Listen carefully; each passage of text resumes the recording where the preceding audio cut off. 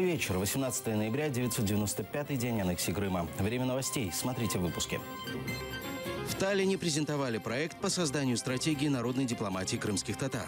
Для того, чтобы привлечь больше друзей для крымско-татарского народа. Резолюция ООН по Крыму запрещает РФ призывать крымчан в армію. Резолюція наголошує на забороні призову до лав Збройних сил країни-окупанта. В России нет оппозиции. Альтернативы Путину сейчас нет. Житель Ровно арестован при въезде в Крым на пункте пропуска Джанкой. Его задержали сотрудники ФСБ России, потому что он якобы объявлен в федеральный розыск. По версии российских силовиков, мужчина якобы нанес тяжкий вред здоровью с применением оружия. В Министерстве обороны Украины советуют украинцам и иностранцам без необходимости не посещать аннексированный Крым.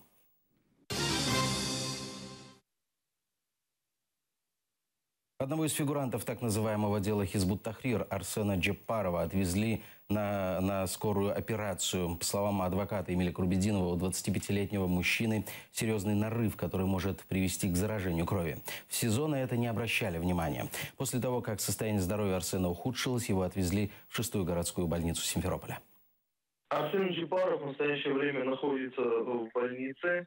У него установлен диагноз фурункулез. Он длительное время в следственном изоляторе не получал надлежащего ухода медицинского и помощи. Завтра мы ожидаем, что ему будут делать операцию. Дошло до такого состояния, когда уже требуется оперативное вмешательство. Его состояние, конечно, не критическое, но, скажем так, стабильное, удовлетворительное. Проект по созданию стратегии народной дипломатии крымских татар презентовали в Таллине. Представители Меджлиса и Министерства информполитики Украины встретились в МИД Эстонии с руководителем департамента Марио Тудинг, которая будет координировать этот проект. Одним из направлений народной дипломатии является ознакомление мировой общественности с историей крымских татар. Це продукція контенту, зокрема відеороликів, відеокліпів, навіть художньо-документальних стрічок. Це адвокація в широкому сенсі цього слова, робота з експертами, політиками, чиновниками європейськими, а також світовими. Стратегия в этом плане очень хороший и практичный документ. Он живой, он реальный, этот документ. Он основан на тех событиях, которые мы все с вами переживаем. И он просто может быть взят за основу в деятельности Конгресса крымских татар. Лично я была больше сконцентрирована на возможности реализации стратегии через Меджлис среди представителей крымско-татарской диаспоры. У нас нет специального Министерства иностранных дел. У нас нет государственных органов. И поэтому в рамках нашего представительного органа, в рамках наших инициатив крымско-татарских, различных общественных организаций, как раз-таки это та рекомендация, которая может давать направление в деятельности для популяризации крымских татар, для защиты прав человека среди крымских татар и для того, чтобы привлечь больше друзей для крымско-татарского народа во всем мире для лоббирования интересов крымско-татарского народа.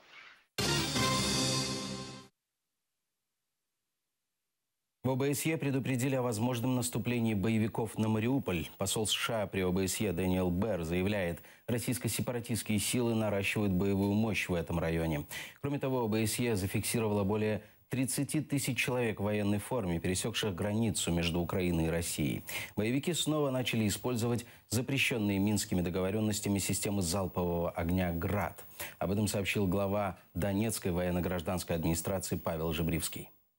Якщо раніше там стрілкотня була в основному, то сьогодні вже ніхто із рашистських наметів не звертає уваги. І, в принципі, САУ працюють вже гради на минулому тижні, що не спостерігалося досить довгий час.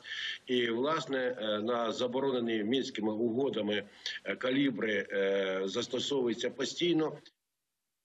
Агрессия России против Украины продолжится, прогнозирует в американской разведке. По словам директора национальной разведки США Джеймса Клаппера, он не видит возможности изменить агрессивную позицию России через решение новоизбранного президента США Дональда Трампа улучшить отношения Вашингтона с Москвой. Очевидно, Росія хоче утримати свій вплив у тому, що вона вважає традиційною частиною більшої Росії – Україні. Я підозрюю, що тиск з боку Росії продовжиться. Я не бачу особливої перспективи щодо виконання мінських домовленостей. Я думаю, що буде продовжуватися така собі напівтиша. Резолюция ООН по Крыму запрещает России призывать крымчан в армию. Об этом в Верховной Раде заявил министр иностранных дел Украины Павел Климкин.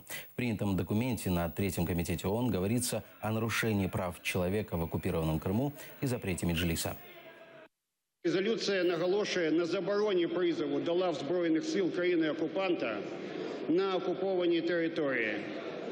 Там також міститься заклик до країни-окупанта у відповідності до міжнародного права, і вважаю це одним з реальних результатів резолюції, гарантувати, я підкреслюю, саме гарантувати безперешкодний доступ до окупованого Крима міжнародним правозахисним механизмом. Бессрочную акцию в поддержку крымских татар начали активисты Санкт-Петербурга. Ежемесячно 18 числа они будут выходить на улицы города на одиночные пикеты. Дата выбрана не случайно. 18 мая 1944-го началась депортация крымских татар. Начиная с марта 2014-го крымские татары переживают новый геноцид, считают активисты Санкт-Петербурга. Они выражают солидарность и готовы говорить правду о преступлениях против крымско-татарского народа.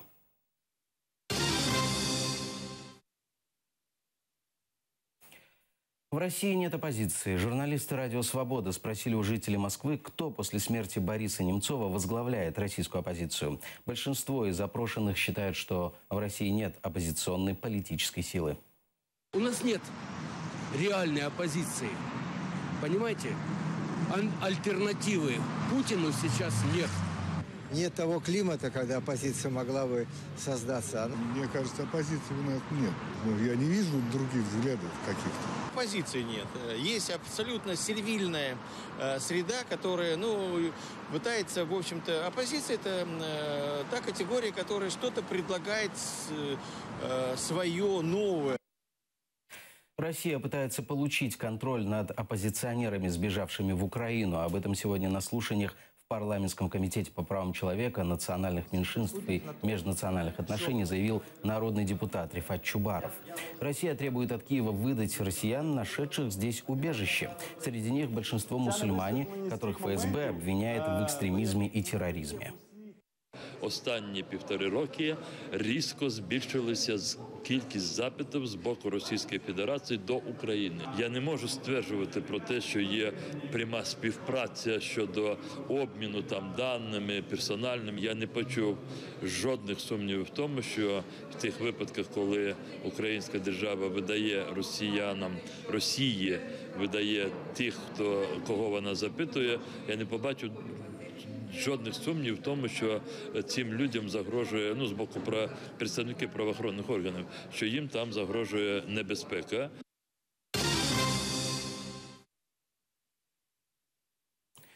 Из Харькова в Турцию вылетели 2 самолета с этническими турками-месхетинцами. С декабря 2015-го это 4-я отправка месхетинцев из Украины. Турция уже вернула на историческую родину около 2000 человек. В общем, турецкое правительство планирует переселить из Донбасса более 3000 человек. Конечно, жалко, все тут оставили. Родители тут остались. Дай бог, чтобы они тоже быстрее приехали туда. Плачет, потому что капризничает, спать хочет уже. А так очень рада, що їде. Місто Ерзіджан прилітають. І їх селять двохетажні комфортабельні котеджі. Вони мебльовані повністю. Щодо працевлаштування, то кожен, хто хоче працювати, їм допомагає місцева влада влаштуватись на роботу. По меньшей мере 3 человека погибли и 13 пострадали в результате обвала шахты в Турции. Трагедия произошла в юго-восточной части страны, в провинции Сиирт, недалеко от города Ширван. На месте работают поисково-спасательные бригады. Под завалами еще находятся люди.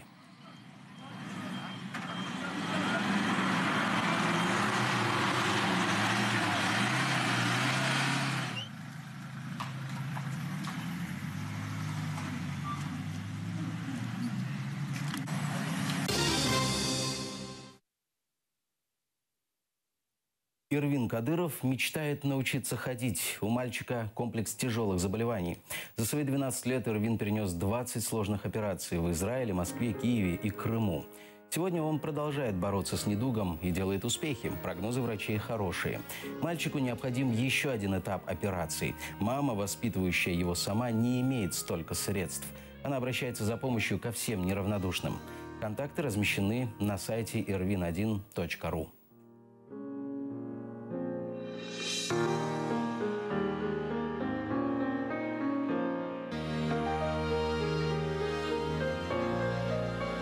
Нужно в Израиле еще сделать этап операции, потому что у него сейчас стоят шунты. Я надеюсь, что это будет последний этап. Хочу научиться ходить. И хочу, чтобы у меня ноги были крепкие. На этом пока все. Хороших выходных. Оставайтесь с нами.